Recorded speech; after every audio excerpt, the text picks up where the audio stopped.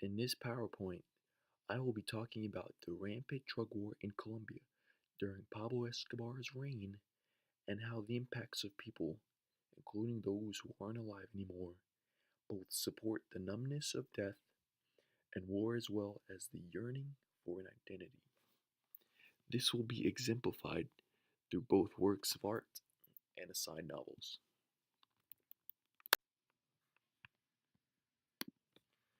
This first piece of art is by Juan Manuel Echevarria called Requiem NN. The NN stands for no name, which is very important in this context. It is a collage of pictures, each a different gravestone of the lives lost in that of Puerto Berrio, Colombia.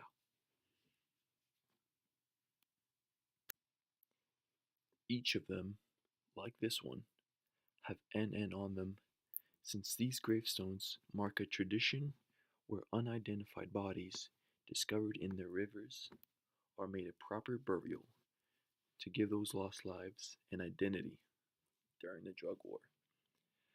Juan Manuel Echevarria does a very good job at publicizing this phenomenon, giving the theme of awareness to the tragedies happening in Colombian's very soil, and how by showing en masse these tragedies, it can open the eyes of the public. This work of art is by Torres Salcido, called Noviembre 6 y 7. Her research behind the Palace of Justice siege in 1985, where Supreme Court members of Colombia were held hostage along with civilians for ransom of the president Belisario Betancourt by members of the guerrilla, which helped inspire her to begin this exhibit.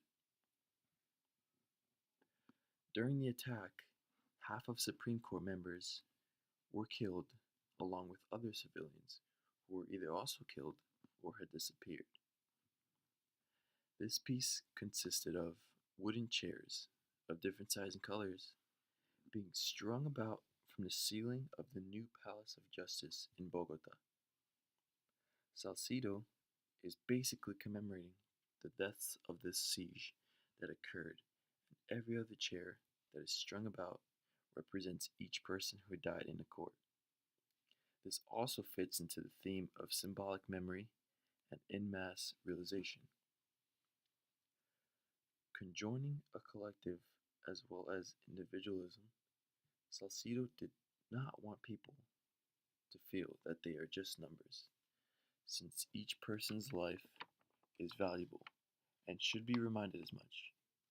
But the collective of murders, or in this case, the chairs, could be the only way to make people realize of what's actually going on, and breaking the subjective numbness from those who've come to terms with the high death rates around them.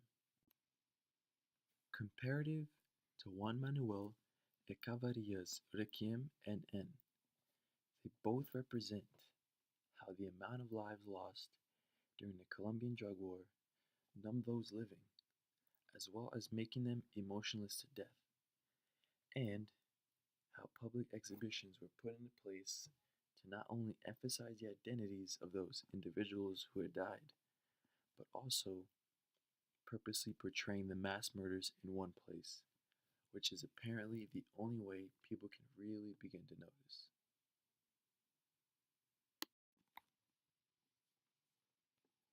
Now, integrating this theme into the passage of Our Lady of the Assassins novel by Fernando Vallejo can easily access the effects that death has towards anyone living in Colombia at the time, regardless if they were associated with the murder culture or not.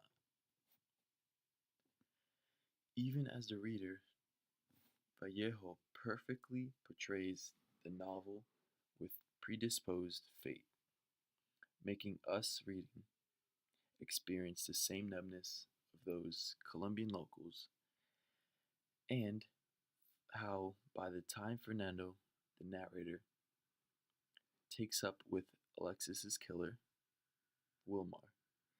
It is almost impossible to work up much interest in anyone's inevitable fates.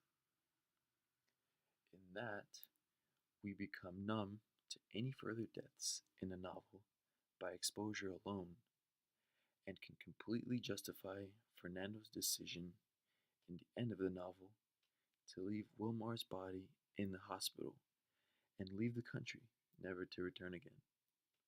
This is the easiest decision for people who became apathetic towards the true meaning of living and how death is so common that their identity and the ones who are deceased no longer matters to them. With such a massive number of deaths, individualism becomes completely lost. Also, with the help of the incompetence and disorganization of the Colombian government, the portrayal of deaths and the identification of those deceased were overlooked, and people no longer paid much attention to the news.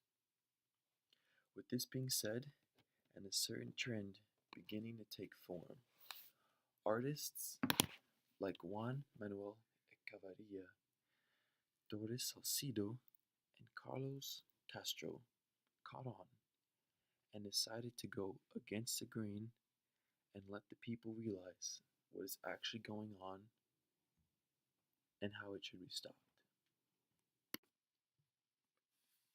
Similarly, comparing these works of art by Juan Manuel Echevarria and Doris Salcido to several passages relating to the hardships and maelstrom occurring in Colombia during and after Pablo Escobar's reign and the civil war between guerrillas and the paramilitary, one can begin to draw a better picture and grasp a better understanding behind how war affects everyone negatively around them, even those who are unaffiliated with such barbarity, as mentioned earlier.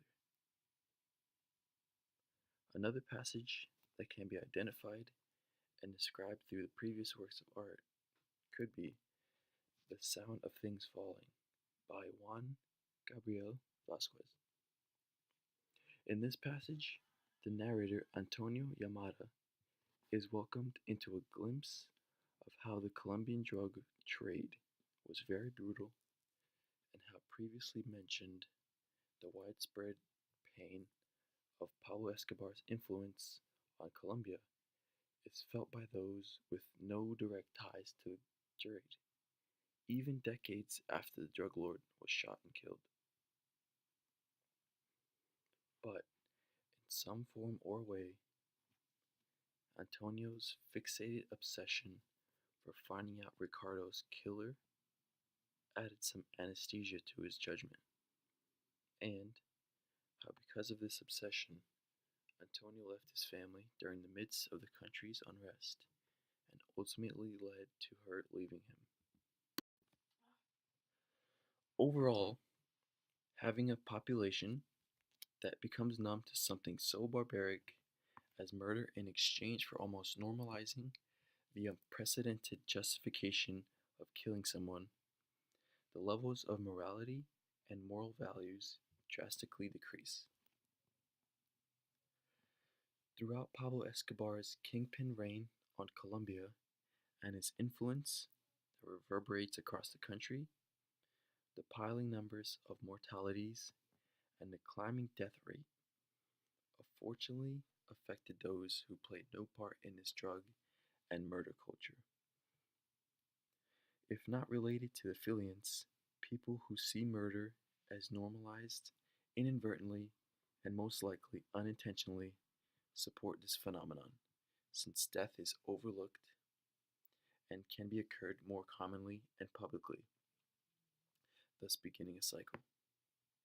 Fernando Vallejo perfectly captures this moment mentioned earlier, where recidivism and repetition is placed strategically in the novel so that the readers also become desensitized towards death and murder, comparing them to not only the narrator who experiences this transition, but everyone living in Colombia who were unfortunately affected by this. By introducing the works of art by Juan Manuel Echavarrías Requiem N.N. and by Doris Salcido's Noviembre 6 and 7, one begins to see the revolt and awareness that these artists possessed in order to display a message to individuals who were already numbed through their time living in this turmoil. Going back to Fernando Vallejo's Clever Rouge to make us feel desensitized, which emphasized how difficult it would be to resist this sense of desensitization locally. By displaying these works of art, individualism is prospected through the underlining message of the collective, where the people dying are actually real people and not just cadavers. The other underlying message is the hope to realize the war and murder culture en masse, and to emphasize how the number of deaths were continuously rising, and being numb does not solve this problem whatsoever. I believe that these works of art were the start of a peaceful revolt that was much needed by the Colombians.